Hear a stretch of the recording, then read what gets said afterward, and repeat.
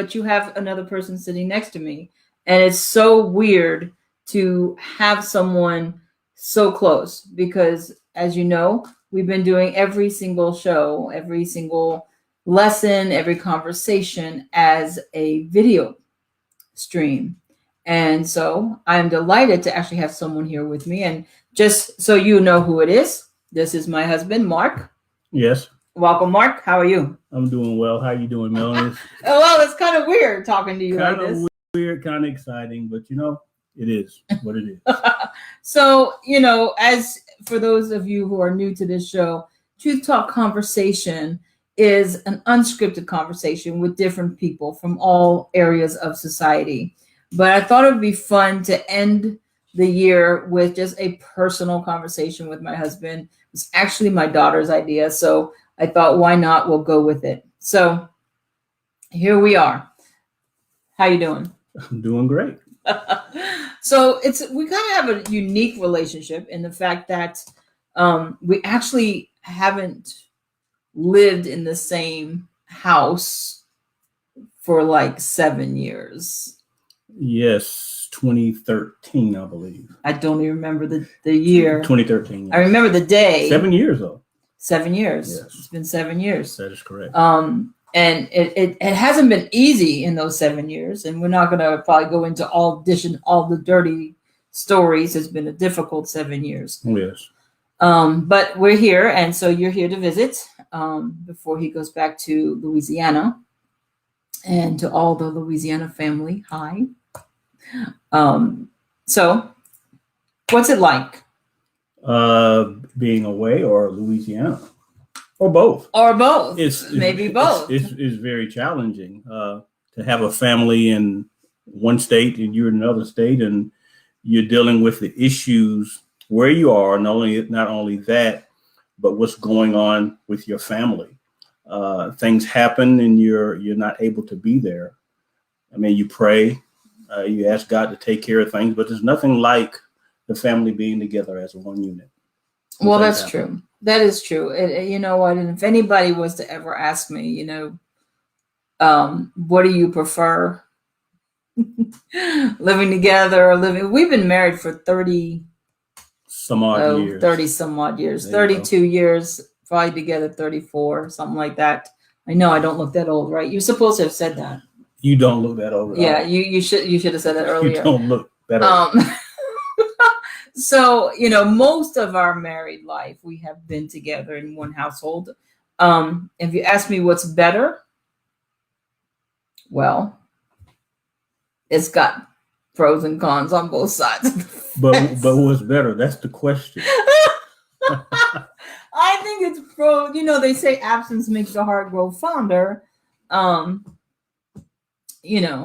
think as far as raising children, it's definitely better to be together in one household. And I don't think that there's anything worth sacrificing that at all, because the kids need both parents to be influencing them and to be raising them. So it's a very hard challenge to do that.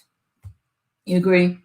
I do agree. It's very difficult to raise kids when the family unit, as far as the parents, aren't in the same, not in the same household. Very, very difficult. Yeah, and I don't think it matters what the reason is, whether it's a divorce or someone's in prison or work related. I don't think it matters why a spouse or a mother or father, maybe a death in the family, is not there. But I think it's just different when they're not there, And I think that it affects the kids dearly. I mean, even more than the parents. I think the kids are affected negatively because both parents aren't there. When major decisions need to be made, or just small decisions, or just going out and having fun and doing family type things. Well, yeah, because it's like, what do the kids do? The kids are the only ones that I think are majorly affected by the absence. I think for the husband or the wife living separately, it's like you said, there's pros and cons, or I said it, there's pros and cons. and you deal with that heartache personally or that struggle personally, and you adjust. We're adults, we adjust. But the kids shouldn't have to. They are just, they're just looking for something to be foundationally grounded. And it's hard when they have a parent that's not able to be as active as necessary. But it does work, it takes a lot of effort, to make sure that both parents are involved. It takes a lot of extra phone calls, a lot of extra time to explain things 3 or 4 times and to be involved. So there's a lot of extra effort that has to go into it that if you just come home from work and you hear everything, you know it, you don't have to be told it. So it's a lot of extra reminders to say, hey, wait a minute, involve one another on both sides of the fence. And for you, a lot of extra effort to have to reach out to since our kids are grown. Right. Well, they're not really grown. They're like 23, 24, 25. No, 22, 23, 24. But that's kind of grown. Yeah. Grown enough. So it's not like you could just call one phone and we're all around each other. That's right. Or I say, oh, here, kids, here's daddy on the phone. You have to call 4 different households in order to 4 different phones in order to connect with everybody. Right. So that's a lot more than just walking in the door at night. I don't want 4 different conversations. How's your day going? How's your day going? How's your day going? And then you try not to miss the phone call for one, because you feel that they may think that you're having preference towards one more than the other. Yeah, that's messed up. Yeah, so that's messed up. That is a challenge. That's a challenge, to say the least. That's a real challenge. I'll tell you what came out of this whole pandemic thing that works really well is church. I agree. Before COVID, we went to ours, you went to yours, and it never really meshed. And right.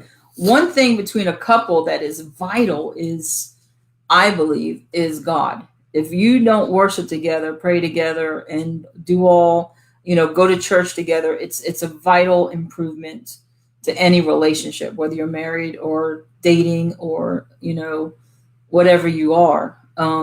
It's vital as a family to worship together. And so since COVID, the kids and I have joined your church in Louisiana. So we live in California and we go to church in Louisiana, and it's just really like a culture shock, to be honest with you. Culture shock? It's a come on. Don't act like really? Louisiana isn't the most southern thing. And look, we lived in South Carolina. I love South Carolina. It's my home. Right. My dad and my dad's side of the family is North Carolina. I love that too.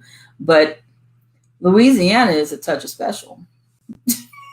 And I don't mean that in a bad way. It's not in a bad way. It's just very homey and southern and comforting, and it's beautiful, and it's love unapologetically, and they don't judge people at that church. Oh my goodness, it's a beautiful place to be online.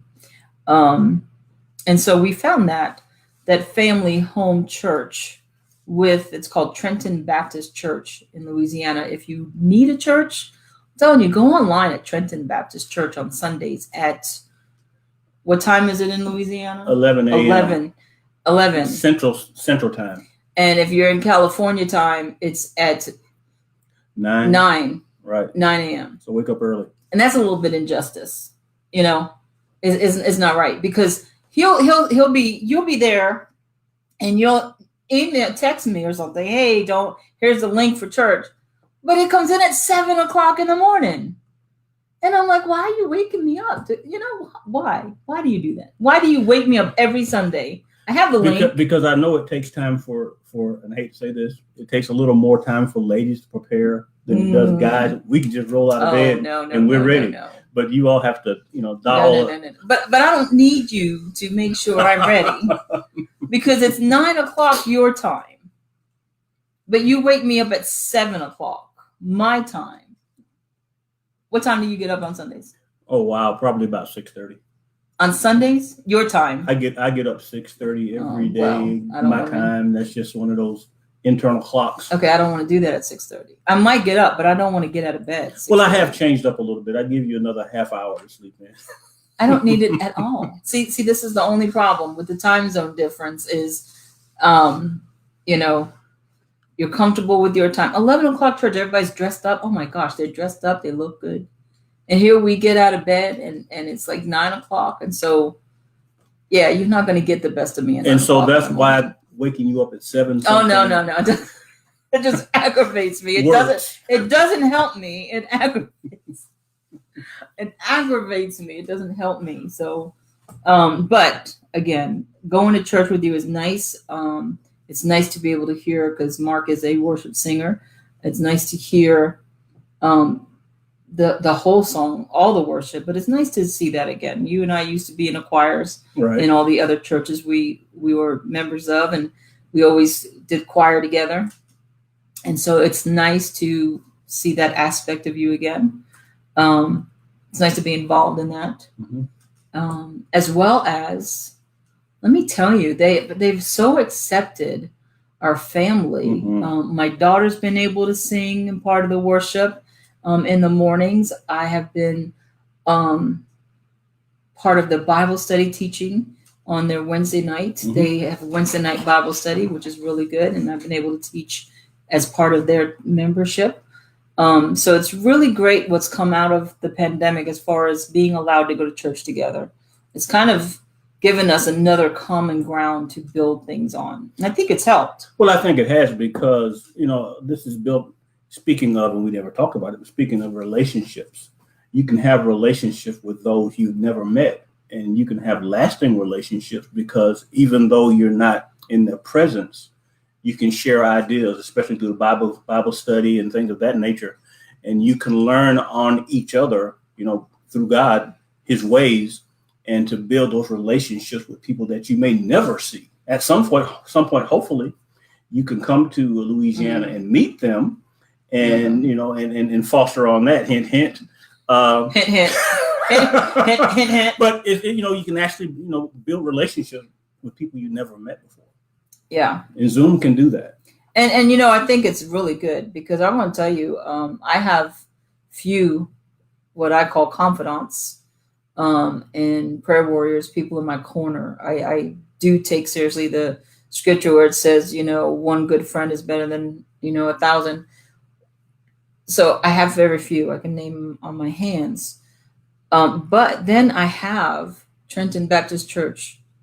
And I'm going to tell you what, they are closer to me than many others, because we worship together every Sunday. Because we do Bible study together on Wednesdays, and then we do another Bible study for just the ladies on Thursdays. And so even though it's just through Zoom, and like you said, I've never been to Louisiana, never had a desire to go to Louisiana.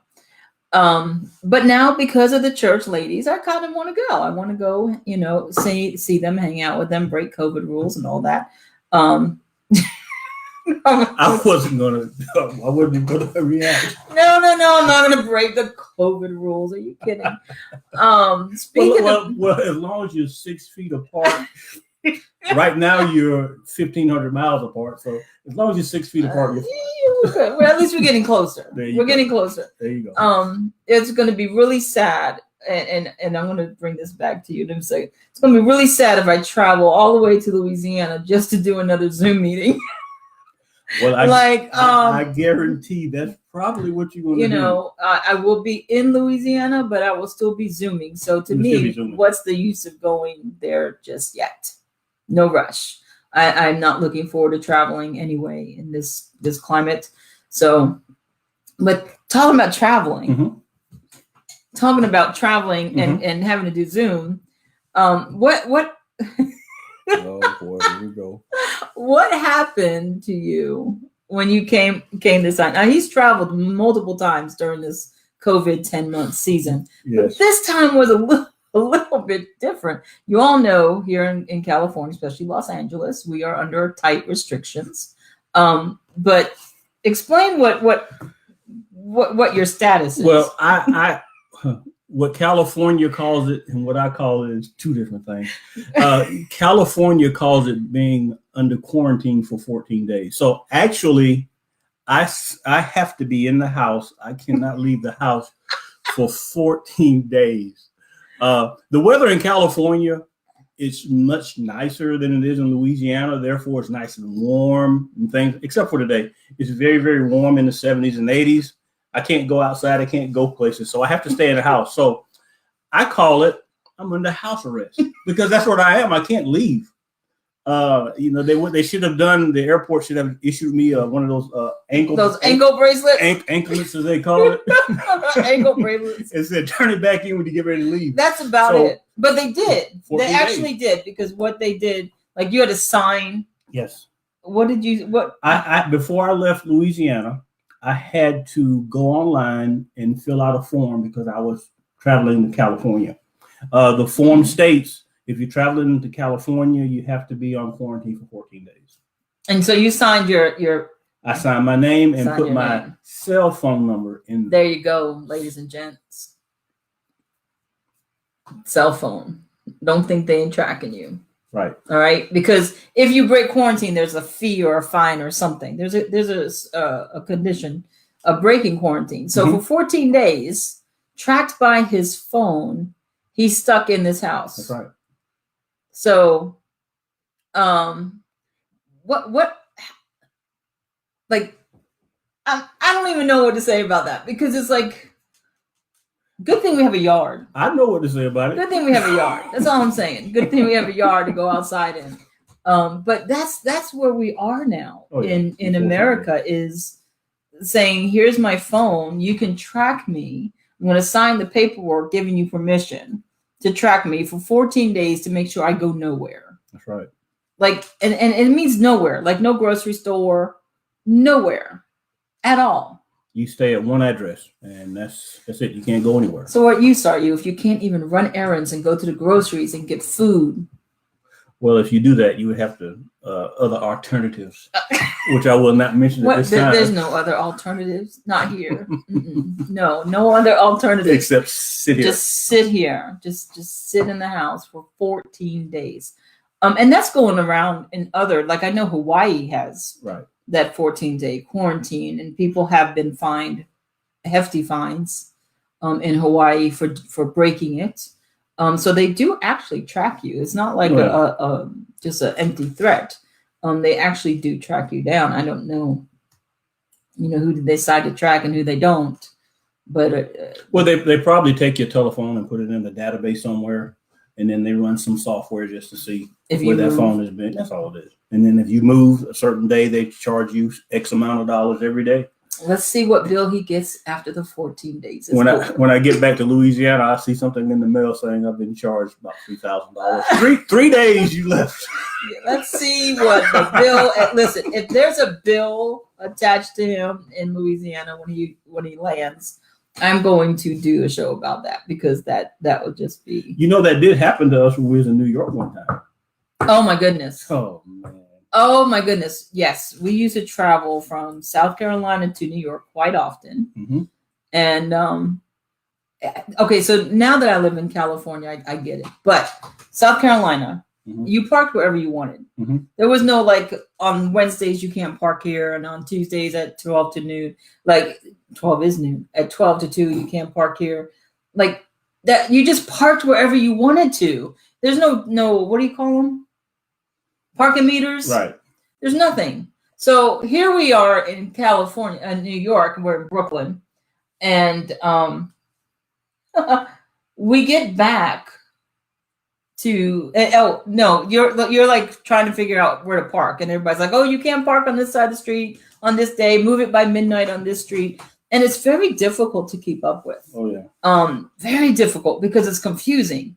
There, it's not as simple as it is in California. It's very confusing, and it was new to us, and you didn't care. Well, during that time, I didn't. You didn't care. He was like, whatever. Whatever. They can't do anything about it as long as I don't get caught. And so, he thought that over like 2 or 3 day period you were there, he thought he got away with not moving the car. There was no tickets. Nothing. And then he gets back and he calls me up and you say, what? I just got a bill from the state of New York for $300. Well, they caught him. They just didn't tell him about it. And so it was just racking up. And so as soon as he got back to New York, South Carolina to home, he got a bill in the mail saying, here's all your parking violations. You don't know about this one. Oh, no. You was in the car, though. And so we were driving and we was going through a toll booth. Oh. And so the toll booth has different lanes, one for cash, one for token. And somehow I misread it or whatever and went in the token one, and all I had was cash. And so it sees me, and it doesn't have the barrier or anything that goes down and switch money, let it up. I remember going through that, and you're like, oh, well, we'll just go through it. It's open. And I went through it. And once I got to it, they actually sent me a picture of a screenshot of myself looking at the video, right? And I was like,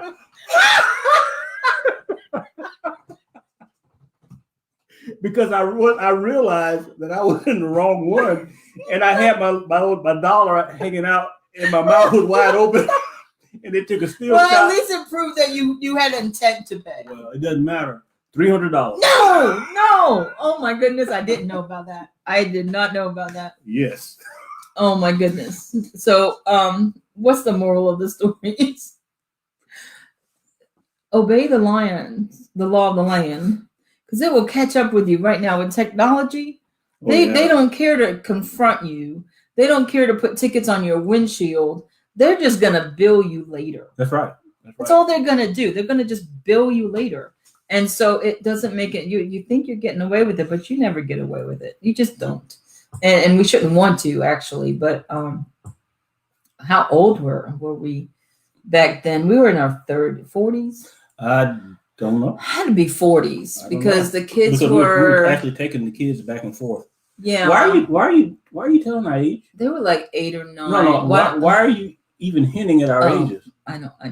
We was in our teens, our late teens. No, you're not gonna tell me I had 3 kids in my teens. No.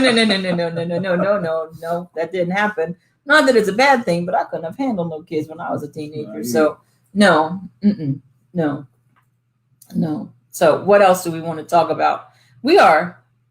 Wow. I can't see what time it is. I got the wrong glasses on. Oh, I don't know where you're looking. So we're only 18 minutes into this thing. That is it. Oh, well. What else are we going to talk about? I don't know. I don't either. And this is pre-recorded. So you can't chat us today and start the conversation up. So we're all on our own now. So we got a half hour left. You gotta we're all come out. up with something to talk about. We're all out. No, you can't be all out. You got to come up with something to talk about. So let me ask you this. How has COVID changed your dynamics of your life? Or has it or has it not?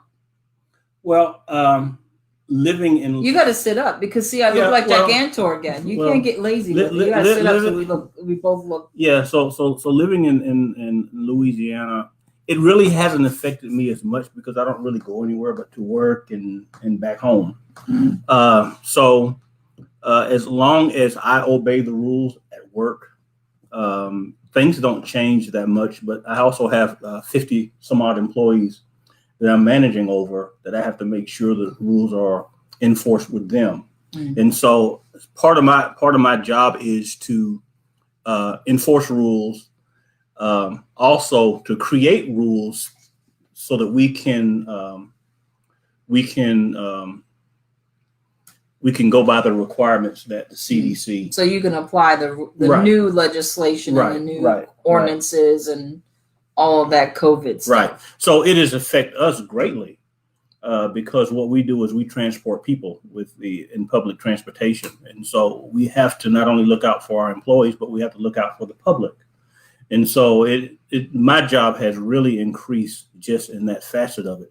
But personally, it's just me going to work, coming back home and actually doing nothing because you really can't go too many places. Well, There's a one person that's not affected by COVID. No, I'm affected. I'm just not affected much. But I'm only messing with you. But no, it just sounds so sort of like what? Go ahead. But it amazes me with the COVID rules. If you look at the way it was back in, let's say, March, early spring, and beginning of the summer, you had some of the same guidelines, some of the same requirements. And it looks like the citizens, especially in Louisiana, at the beginning, they were really going by the guidelines. Restaurants were closing and doing those things. The stores were closing. And so once it was relaxed, and they changed from one phase to another phase, everybody got in the groove. There was understanding, got in the groove. But over time, they got kind of tired of the rules.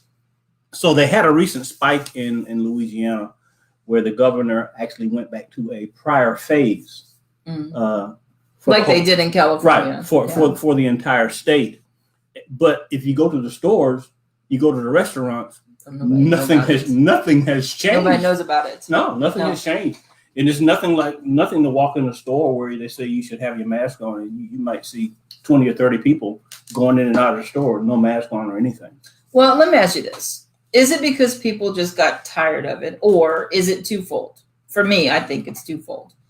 One, we've looked at how the politicians and those in power, quote unquote, have handled the COVID crisis, and it's not do as I do, it's do as I say.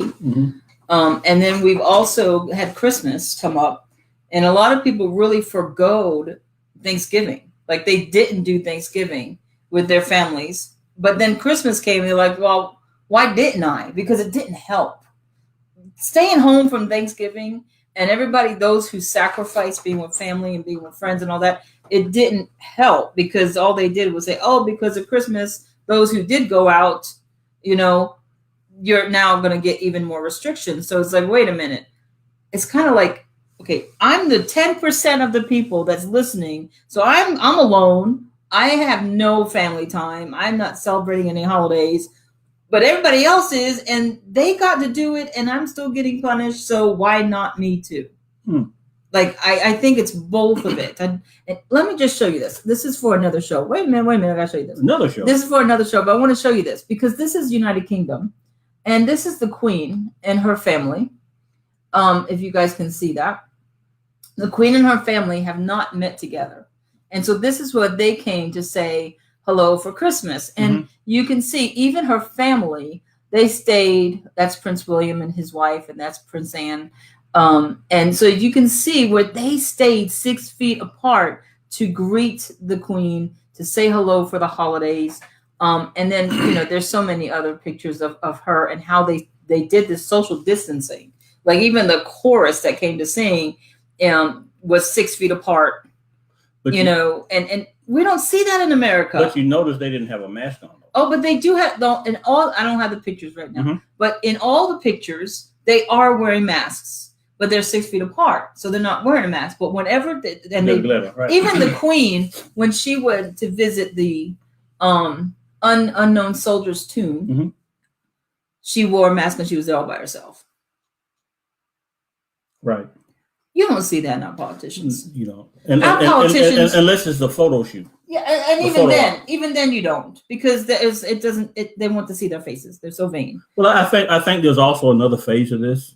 What? Yes, people are tired. Yes, they look at what the politicians say that you must do, but they're not required to do it. Yes. It's not for me, it's for thee. Right. Right. But another phase that I think that's important is as we progress just about a year into this, I think education. If you look at what they were saying before, talking about the government, and what they're saying now, they've kind of teeter-tottered back on what the rules were.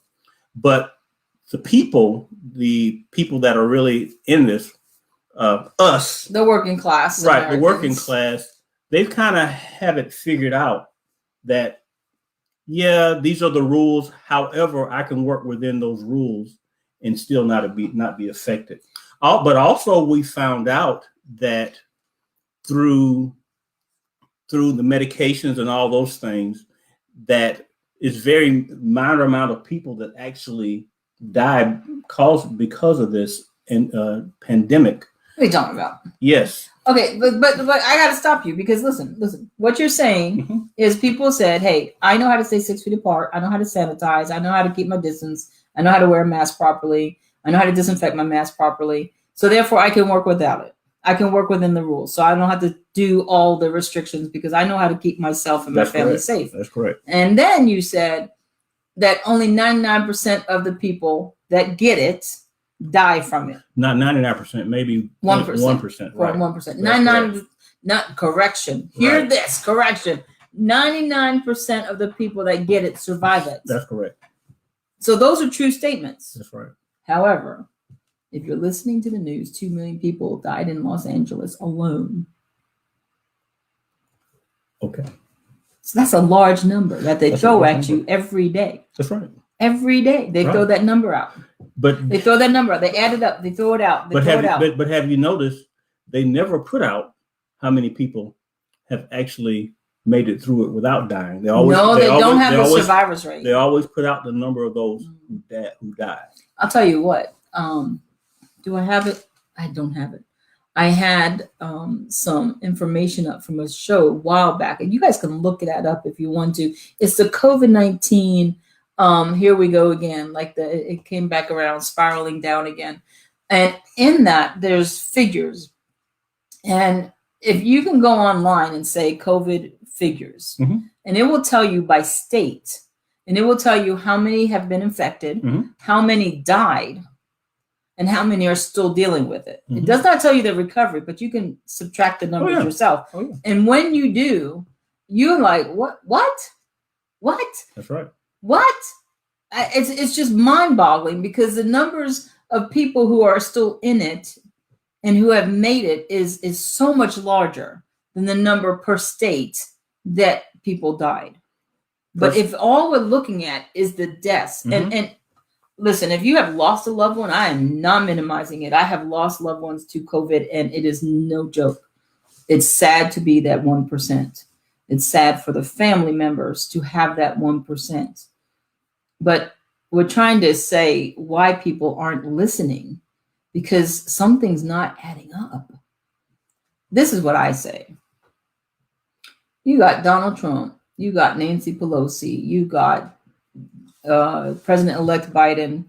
You got a lot of the state senators, congressmen, mayors, governors that we have seen in pictures without masks, without 6 feet apart, doing their regular business. Was it Cuomo who was going to visit his Cuomo? Yeah, his elderly mother was going to come visit him for Christmas. Now, this is what I'm saying.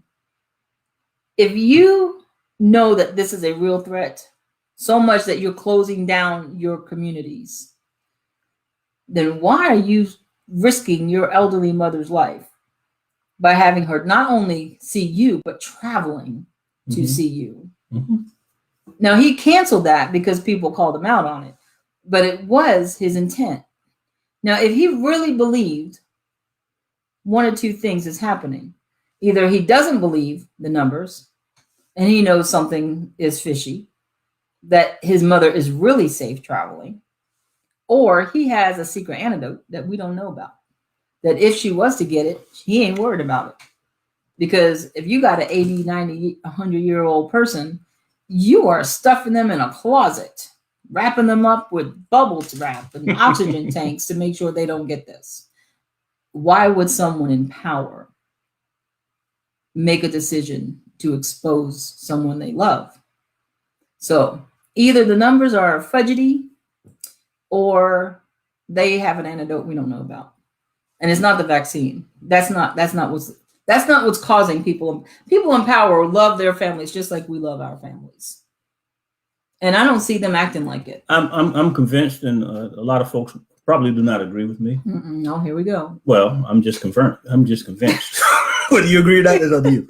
I am not responsible for what comes out. Yeah, I'm sure you're not. But I'm convinced that a lot of what we've seen the past year is political stance, just to make one party look bad, the other party look good, at the risk of the American public, which is, very, very bad to use the American public that way. But my feelings are a lot of the information that we have received, that we get even now, is based on politics. I really do. If you look at, sure you're able to say this? I can say it. It may not be true, but I can say it based upon what you're seeing the politicians say that we must do, based upon what you see them do. Yeah, that doesn't add up to me. There has to be something else there that allows them to make those decisions against what their own rules are. And you know what? Let me just say, I didn't know you thought that way. Oh, because yeah. honestly, ladies and gents, we haven't talked about it. I talked to everybody else, but I haven't talked to him about what he thinks about this COVID thing. So it's weird that you're saying that, because I thought you were actually on the other side of the fence. But I don't even know at this point. I don't even know what the other side of the fence what is the other side of the fence. So it's weird to hear you say that. And the point of me saying that is that we've never talked about it. I just assumed that you thought differently. How many people out there, you can DM me, you can, comment, and I'll see it after it airs. How many of you actually believe that there's more to the story? Or is it exactly as they are telling us?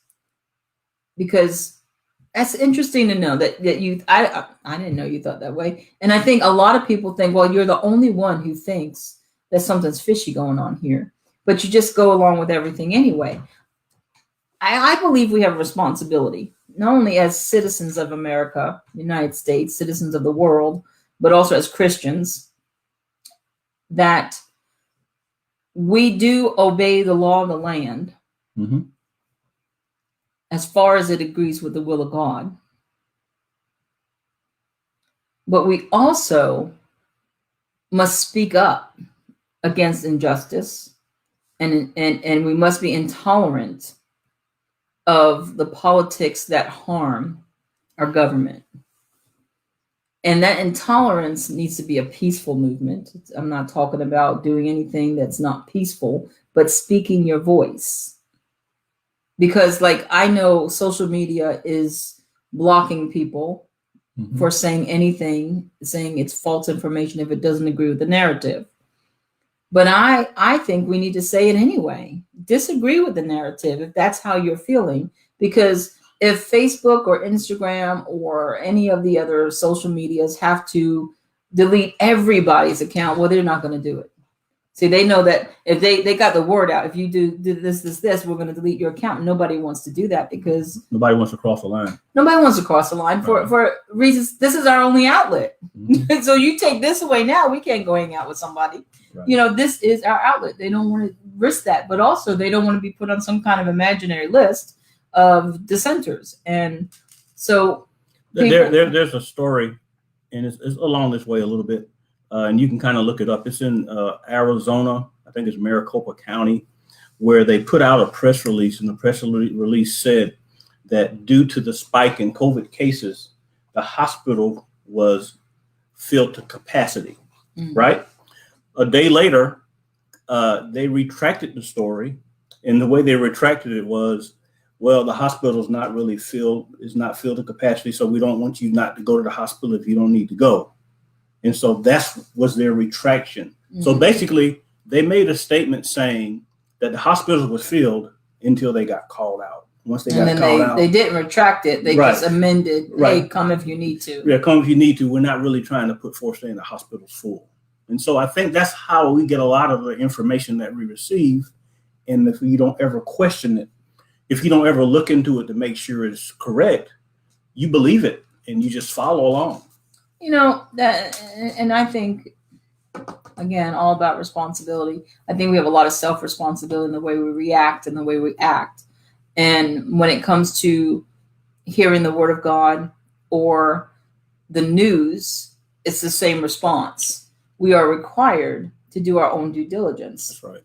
To do your own investigation, to do your own thinking for yourselves. This is a time as Bill, I don't know, do you know Bill Kaufman? I know Bill well. Bill Kaufman, yeah. So Bill Kaufman, he's on our show on Tuesdays, Truth Talk, and he has this one favorite thing that he says, and I forgot what it was. But anyway, he does have a favorite saying. Do you know what his favorite saying is? I do not. Oh, he has a favorite saying. But anyway, it goes along the line of this, that we can't take for granted. Oh, this is what he has. I knew it would come back to me. This is what he has. He says this, that right now he's never seen in America, and he's a history buff. He's brilliant in history.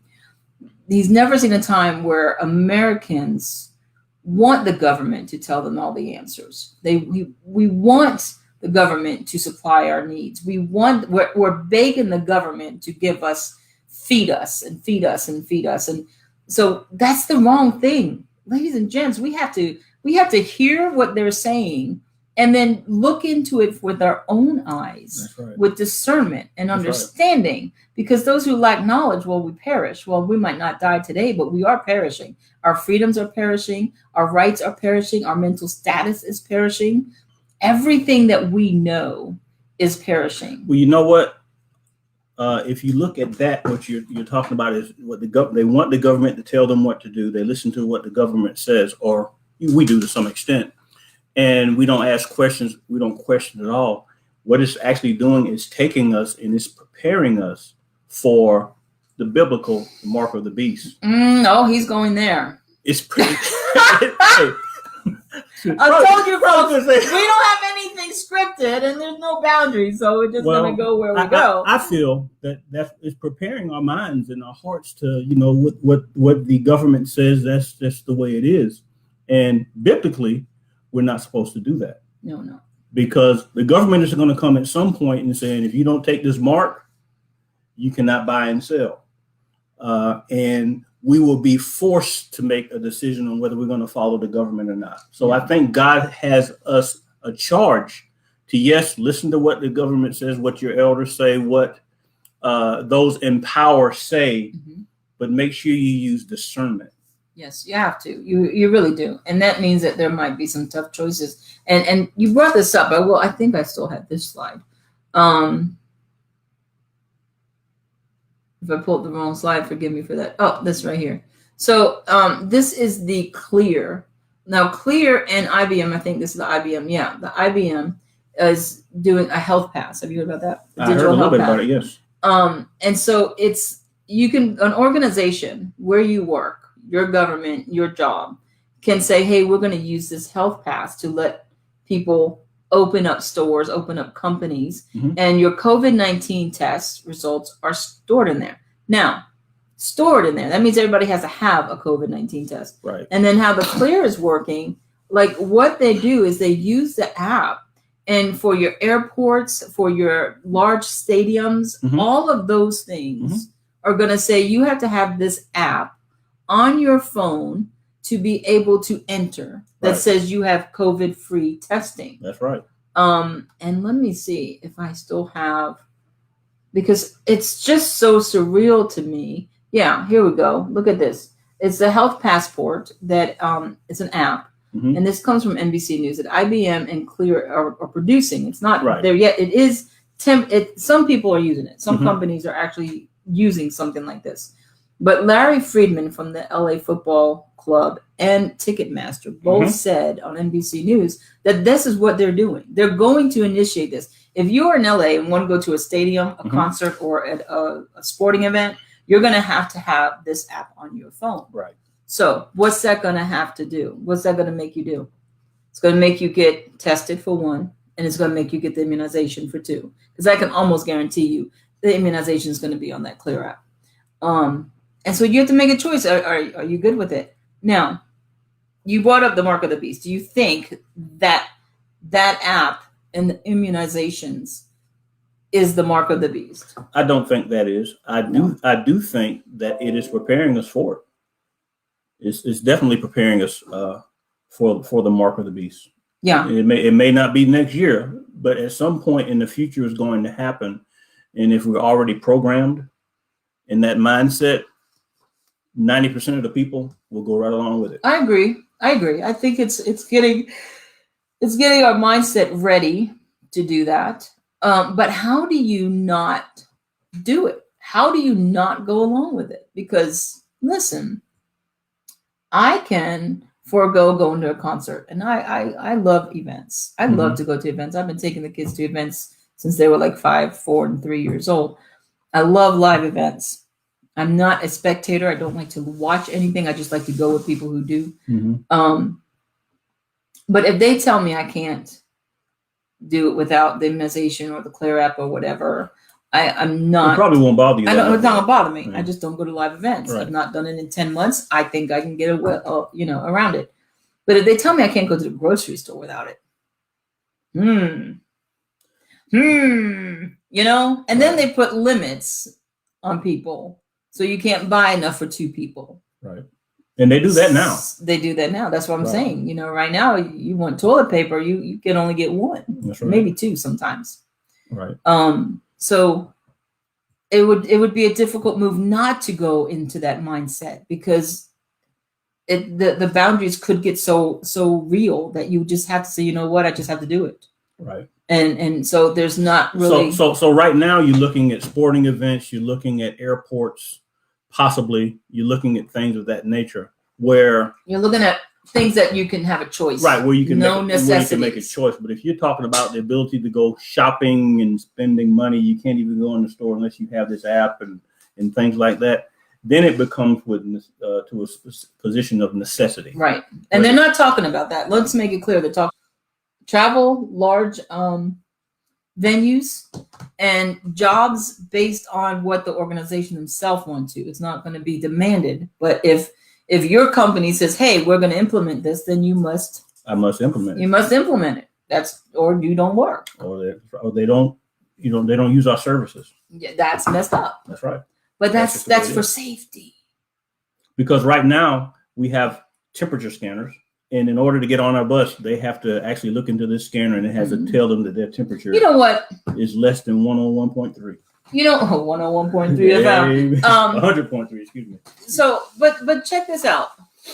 I was talking about mindsets because I think we're already kind of conditioned.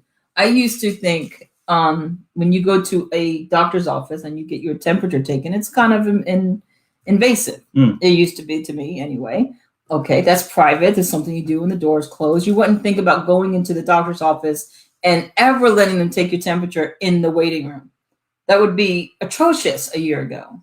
Yes. Like that's a violation of privacy a year ago. Now we are fully accepted. Hey, give me your forehead.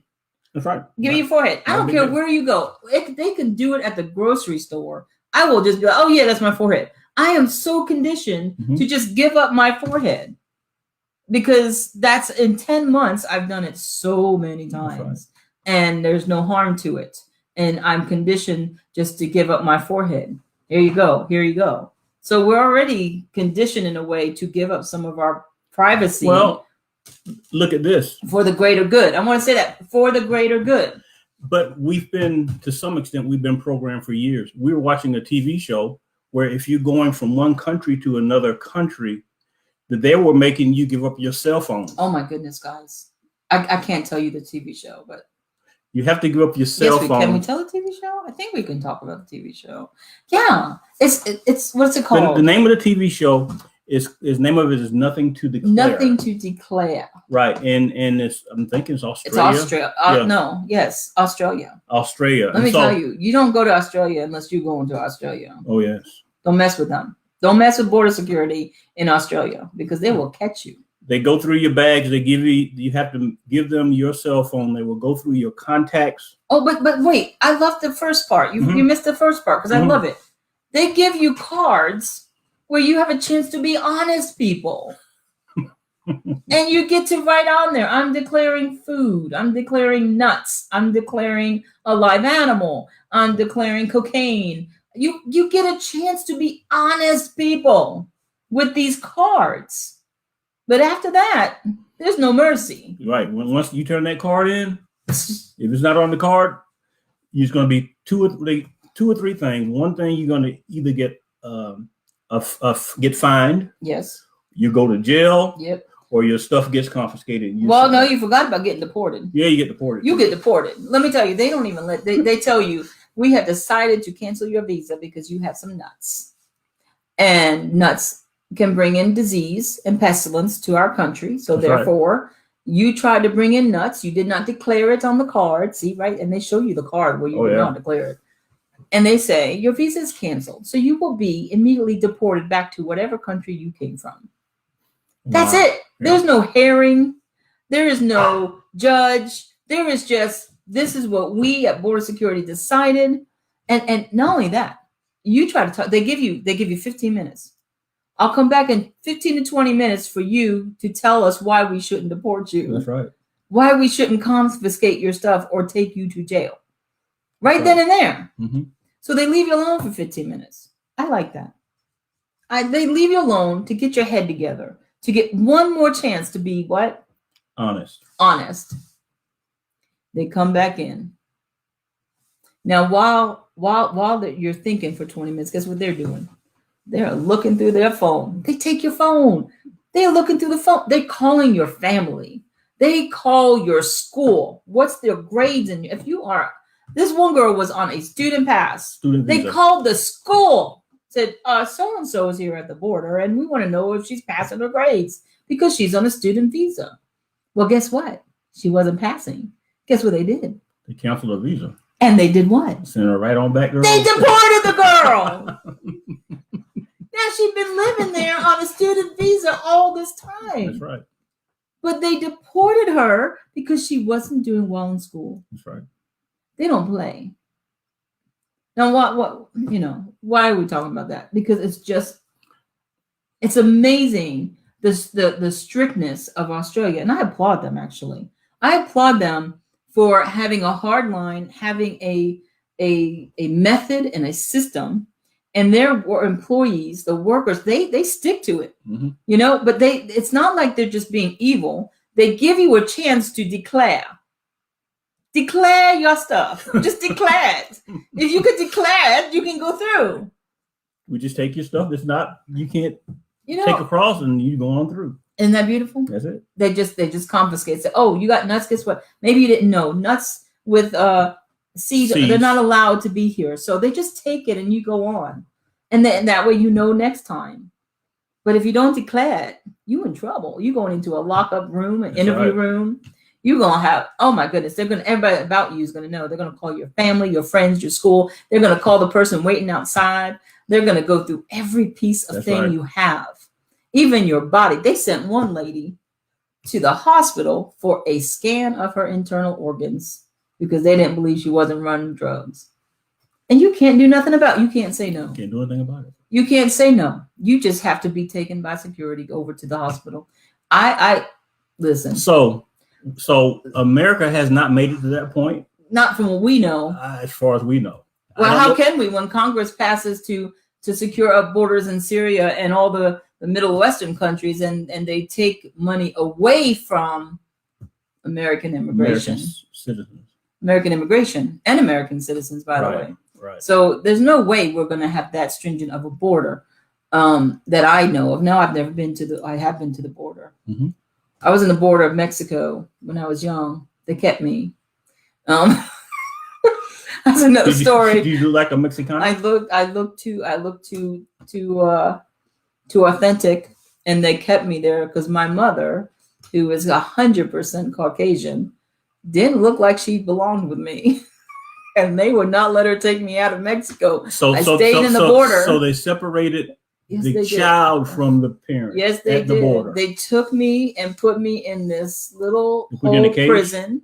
It was a room with bars. Oh, man. The bars led to outside the street. So I could see the street. I was on display. But you couldn't. And outside, I'll never forget, there was this donkey. It was a mix of a donkey horse. It was a zebra donkey. That's what it was. Mm-hmm. And it was a mixed zebra donkey. I'll never forget. And people were taking pictures of, tourist pictures on the zebra donkey. And there I was in many, many pictures behind the iron poles. So if you have a picture of a little girl in the 80s, 1980s. Oh, wow. And she's behind that, and you on a zebra donkey. That's me. That's you, huh? Yeah, they kept me until my mother had to go all the way back to New York to get my birth certificate. Oh, wow. And get all of my legal documents and then come back and prove it. Oh, wow. It's a very long couple of days. Let me just tell you that. Anyway, I digress. You do digress. I do digress. So what do we learn here? Listen to the rules. Nothing. Be honest, people. Nothing. Oh, you say we don't want to. You always got to wrap it up with a lesson learned. This past 8 minutes of talking, we learned nothing. No, we learned that you got to be honest, people. Follow the rules of the land, but speak up with respect. I agree with that. Yes. But at some point, when you're talking the mark of the beast, the mindset. There you go. I was trying to get away from the mindset of the government is going to be that same way. This is the rule, and this is what is going to happen. Whether either you go by that rule or you cast out. And it's actually being done. It was being done currently, or still being done with social media. Yeah. And you did mention that. If you don't go by what the narrative is, you are cast out. You're out. Right. Out. So the same mindset is there. What do they call it these days? Canceled. Canceled. Right. Canceled. The cancel culture. That's you're what canceled. If you don't agree, you're canceled. We have to decide, though. Like, the thing is, there's no fear in Christ. God's going to prepare his people if we're listening and seeking him. He's going to prepare us for what's to come. We don't have to live in fear or worry about all that we talked about, all the things happening in our society. We do have to see God. We do have to keep our relationship with him so strong that we can hear the Holy Spirit direct our ways, to tell us to go, to stay, to take, to not to take, to what we're supposed to do every single day. Because just like the government or whoever is preparing, as the Bible says, for this one world order, and we see things that are looking like it's going that way, God also, mostly, above all, has it in place to prepare his people for the times to come. Right. So we don't have to be worried about it or fearful. That's why I can laugh about it, because God's going to prepare us every day, but not at the last minute. If you're waiting to see the Antichrist rise to say, hey, Jesus, what do I do? Let me tell you, you do late. You just do late. You need to start now, seeking God first, accepting his son Jesus as his savior, as your savior that died for your sins so you can have life. And then listening for the Holy Spirit to teach you, direct you, learn the word of God, ingest it, live it, get a relationship with God the Father, Jesus the Son, and the Holy Spirit. Then you too shall be prepared for whatever is about to come or not to come. And then you could be able to laugh and have fun and do like we do. Nothing. Wow. That is our show for today. I hope you have been amused, if nothing else, by Marc and I having a conversation about everything and nothing all at the same time. Hopefully there was a nugget in there that God could use to encourage you, or maybe this was just the nugget. But if you would like to see more of the shows that we do and more about Truth to Hear, you can go to truthtohear.org and you'll be able to see that. Or you know what? Join us daily. We have a daily dose of Truth to Hear. So this week, what do we have? So today is Wednesday. We did our Truth to Hear conversation with Marc. And then tomorrow we have Dive Deeper. We're going into the Church of Ephesus. Oh my goodness. We're going to talk about everything about Ephesus, the history of Ephesus. We're going to talk about what it was like, their goddess, their trade, what the people were like, what their mindset was. And then we're going to talk about what was given to them in Revelation, what commendation, what reproof, instruction, warning, and overcoming blessing did they receive from John, from Jesus through John. So we're going to learn all about that to see if you are a member of the Church of Ephesus or not. There's 7 churches. You're one of them. And sometimes we're a little bit of all of them. Hopefully not. But let's see if you are. And then Friday, we're going to have a message to encourage you called Join With Me. And that is the invitation Jesus gives all of us to join him in what he is doing. Even through COVID pandemic, even through all this craziness, Jesus still has a purpose for each of us to join him where he is at. So that's a really good message to end the week and to actually end the new year. Well, to bring in the new year. Bring in the We're new not year. ending a new year. No. To bring in the new year. So we'll see you for your daily dose at 2 p.m. every day this week. Thank you, Marc, for coming. Thank you for inviting me. Enjoyed it. Ha!